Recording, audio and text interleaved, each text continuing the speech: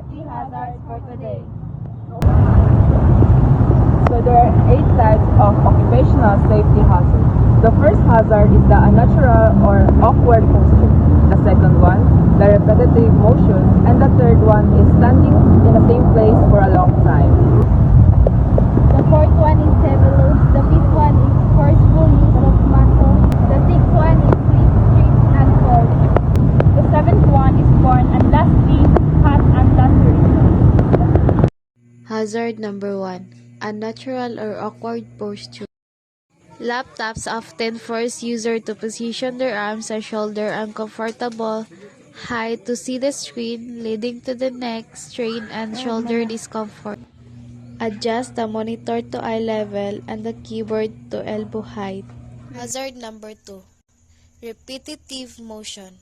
The type of movement that involves repeatedly performing the same action or set of actions, often using the same muscles and joints. This can occur in various contexts, including work, sports, and daily activities. For example, performing the same task over and over, such as assembling parts or packaging products, can lead to repetitive strain injuries and incorrect postures. By maintaining our proper and good posture while performing the task, we can avoid such incidents. Hazard number 3. Standing in the same place for a long time. Standing in the same place for a long time refers to remaining stationary in a single position for an extended period. This can lead to physical discomfort due to lack of movement and strain on specific muscle groups. To prevent those incidents, we should take a break, like finding a comfort place to rest, or even a short walk can also help improve circulation and prevent incidents. Hazard number 4. Heavy loads. Heavy loads refers to a physically demanding task. This involves lifting heavy objects or enduring long periods of physical exertion. This can lead to back pains, muscle strains, and more. To prevent carrying heavy loads and incidents like back pains and strains, one of the examples is using a metal hook so that it will slide through and make the job less tiring. Hazard number 5. Forceful use of hand muscle. Carrying groceries can lead to various musculoskeletal disorders if not managed properly. Use bags with padded handles to minimize grip force and distribute weight evenly.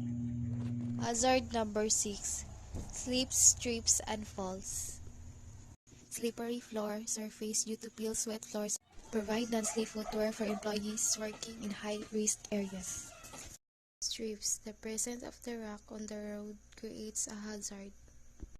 Always keep your attention on the road. Avoid distractions such as mobile devices or engage in activity that take your focus.